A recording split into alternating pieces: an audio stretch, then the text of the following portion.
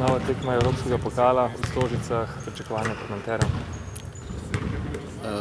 Prvo razmišljamo predvsem o tem, kaj popraviti v naši igri, kako popraviti čim te najbolj osnovne stvari, kako se sestaviti nazadnje za tekmo, glede na to, da imamo bilo težav s poškodbami, zdaj ponovim še kakšno dodatno na vse, kar je že bilo.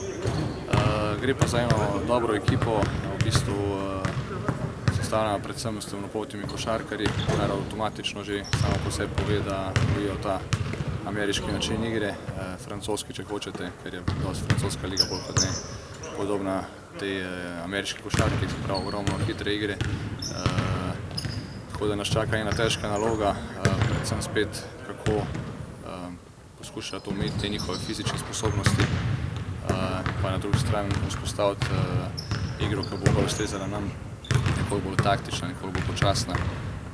Skratka, podobna stvar kot predvsem temi evropskimi tekmami. Ko pravite, da se pogovarjate podobne stvari, recimo, kako se lahko zgodijo tako različni polčasi, kaj pa pravite?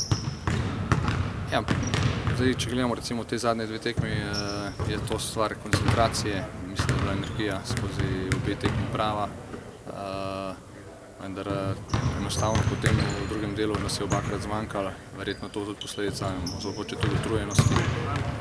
Skratka, čim začnemo stvari izvajati neprecizno, nenatančno, enostavno ne prihajamo več v pozicije, ki bi mogli, in posledično nasprotnik prihaja do teh pozicij, če hočete, kjer jim mi damo možnost, da ukradejo žogo, da naredimo izgubljeno žogo, da vržemo prehiter met in iz tega potem nasprotnik prihaja do dokaj lahkih košev, kar pa posledično pomeni tudi veliko število prejetih.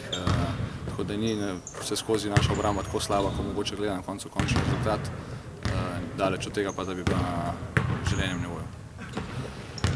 Kako boste pokrpali moštvo, kdo vse bo manjkal? Ja, vam ne znam v tem trenutku točno odgovoriti. Zelo verjetno je, da Zek in Zagorac ne bosta nastopila. Blaž Marković, upam, da se je danes priključil treningu, da bo nared.